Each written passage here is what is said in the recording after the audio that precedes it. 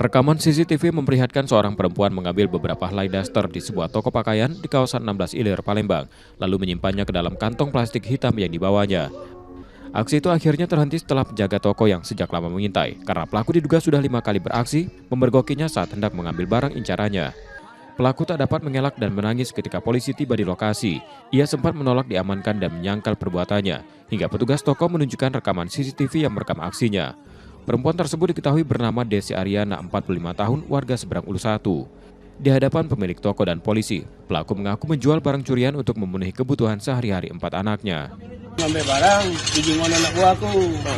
Dipanggil aku, mulai dicekal budak. Cekal budak, uang rame, daripada dia dikeroyok, orang rame-rame, tino kan. Coba untuk beli. Itu udah sering ngambil ini. Ring dia ini yang ketahuan 4-5 kali lah sudah. Sudah 4-5 kali. Nggak kabur.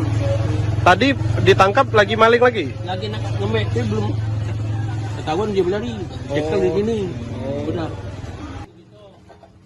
Petugas juga menemukan sejumlah peralatan memasak yang diduga hasil curian.